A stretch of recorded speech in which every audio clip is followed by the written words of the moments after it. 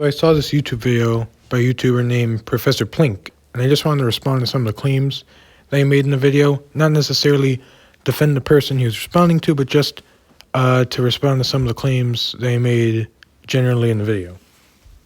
A cliche at this point. Atheists never bring up Dawkins when discussing atheism or attempting to counter theistic arguments, because Dawkins, much to the chagrin of apologists, is not the Pope of atheism. But conversely, whenever discussing atheists, apologists will always bring up Dawkins.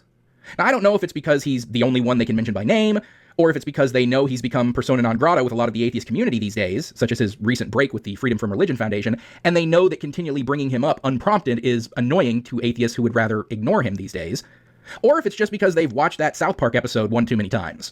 The person he's responding to only brought up Dawkins because he's the one who popularized the claim, "Who created God?" So it is relevant to bring up Dawkins, in my opinion, when discussing that argument. Who created God? Okay, yes. Now this is a question that sometimes children innocently ask just because they're curious, and it's a good question to address. But it is surprising to me how some, even prominent atheists like Richard Dawkins. But seriously, stop citing Dawkins every time the word atheism falls out of your mouth. I mean, I wouldn't even say he's the most famous. Do you have any idea how many atheist celebrities there are? Yes, there are celebrities who don't believe in God, but they're not the ones who usually popularize arguments against God.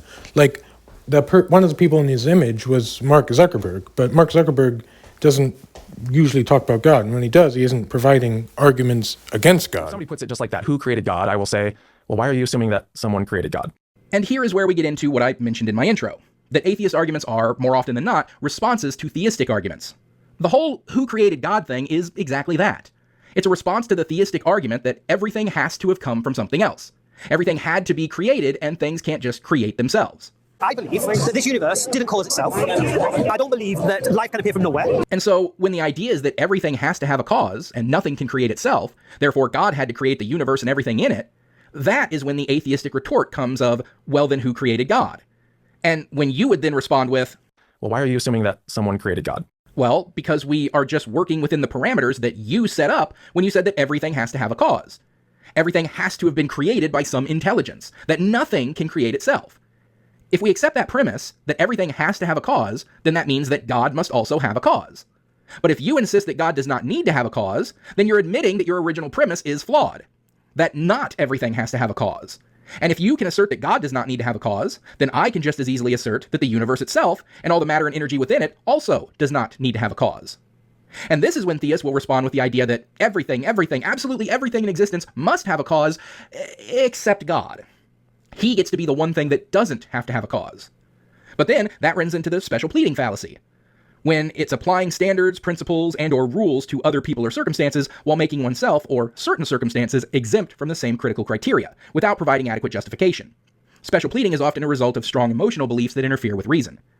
You don't get to absolve your God concept from the insistence that everything has to have a cause just because your argument won't work otherwise, and you're emotionally dependent on your argument working. If you can say everything has to have been created by an intelligence, by a who, then I can retort with, then who created God? If you can then say, God doesn't have to be created, I can retort with, then the universe itself doesn't have to be created either. Yeah. This section in his video relies on a fundamental misunderstanding of what the cosmological arguments are supposed to be. Now, it may be true that some theists say everything that exists has a cause. Maybe. But certainly, theistic philosophers don't say that, and the vast majority of the arguments don't say that. So this already, the who created God thing, and everything that exists has a cause, is already misunderstanding what most, like 99% of all cosmological arguments are. So that's already the first problem with this whole section, is that this argument isn't really used by theists, or at least not on an academic level. The second problem with this point is that he says it's special pleading to assume that God didn't need a cause, but that's not really true. Even back to 1,000 years ago, cosmological arguments were always everything that begins to exist needs a cause, and God has never really been thought of as needing to begin to exist. So it's not really special pleading to say that God, like the concept of God, doesn't need a cause because it doesn't begin to exist. Now you could say maybe the universe didn't begin to exist, and that is an argument, but I mean, the Kalam, the most popular of the cosmological arguments, in its premises says it's trying to argue that the universe did begin to exist. And, proponents of the argument may try to present, reasons why the universe began to exist. You can disagree with those reasonings, but just to say, maybe the universe is eternal and not even address the fact that there are arguments for the universe not being eternal is just kind of not miss what most of the argument is. This is how the Bible describes God. So the challenge goes like this. Can God make a rock so big that he can't lift it? But the atheist sees this as a way of undermining the idea of God's omnipotence. But I don't think that's the case. I believe the true answer is that no, God could not make a rock so big that he can't lift it. But sometimes when we're speaking in simple language, we might say that God being omnipotent means that he can do anything, or he can do all things. And what we typically mean by that is not strictly literally speaking true. Rather, God's omnipotence means that God can do anything power can do. Stop agreeing with me! Keaton, it really doesn't count as debunking an atheist argument when you end up agreeing with the atheist argument, right? So this is an example of revising the God concept when it's shown to be illogical and sort of moving the theistic goalpost to still be able to claim that your God concept is valid. And that's fine. Since you're engaging in believing in fictional characters, you can rewrite them to be any way you want them to be. I think the point he's getting at here is saying, can God create something so he can't lift it, is simply a logical impossibility. And you don't have to say that God can do logical impossibilities, because those aren't things.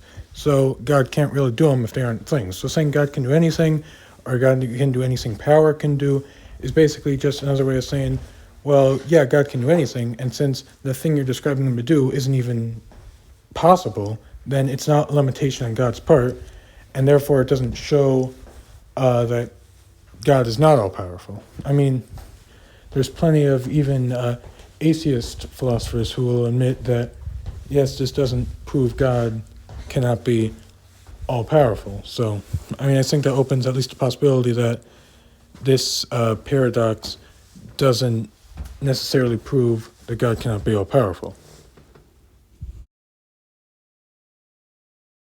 Yeah. Our fifth argument to more of a science area where people say that God is simply a plug in science for what we don't know. Yeah. Atheists often appeal to science. I think they tend to see themselves as rationalists and as though science backs up their claims. But in this case, what they're really saying is that the Christian belief in God is merely an appeal to ignorance rather than the best conclusion from the evidence. Ideas, or even worse, scientifically debunked ideas, like young Earth creationism, the global flood, literal 7 days of creation that gets the order of appearance of things wrong, like insisting that the Earth came before the sun, or that the sun and the moon were created at the same time, or the Garden of Eden myth, or the Tower of Babel being how different languages emerged, or the Bible getting the value of pi wrong. There are a number of literal scientific inaccuracies built into the Christian faith. And the biggest problem with this is that when these errors are discovered to be the errors that they are, there remain so many people who will insist to their literal dying day that nope, in fact, the science is wrong, the Bible is inerrant and 100% correct. The universe is only 6,000 years old. We did all come from Adam and Eve and their rampant incest. There was a global flood where the only humans who survived were Noah and his family, making all of humankind the product of a second round of rampant incest. And let's start insisting that the value of pi is exactly 3, and just keep insisting on that as all of our math fails us and all the scientific and technological progress of humanity grinds to a halt because we lose the ability to do basic math due to our stubborn adherence to the Bible's blatant wrongness. Yes, the value of pi isn't exactly 3, but that's like saying that if I said the value of pi was 3.14, that's wrong because it's actually 3.14159. So saying it's 3 isn't exactly incorrect because it's just a rounding of what pi actually is. I mean, I would also disagree with his other points about how things like if Genesis can't be taken literally, that means the Bible's wrong or an error, but I'm not really going to go into that because it's kind of confusing and, appealing to like metaphors or appealing to the Bible not necessarily being 100% literal is kind of a cliche at this point. So I'm not really going to go into all that stuff in this video, but Are unscientific is not going to help you. Science is a process of understanding the world by empirical evidence. There's not one single shred of empirical evidence that suggests the God of Christianity exists, ever did exist, or even could possibly exist. You can't argue for the scientific compatibility of your religion by appealing to a philosophical assumption and calling that science. so while there might not be any empirical evidence that God exists, I don't necessarily know where Professor Plink stands on this, but does he think empirical evidence is the only way to know if something's true? Because if he thinks it's the only way to know if something's true, well, then empirical evidence itself can't be empirically verified by its own definition. So if empirical evidence isn't the only way to know if something's true, then that doesn't mean that Christianity is necessarily false just because there's no empirical evidence for it. The goal in this video wasn't to respond to every claim he made, or even most of the claims he made. I just wanted to respond to these specific arguments he made because I felt like they weren't that strong.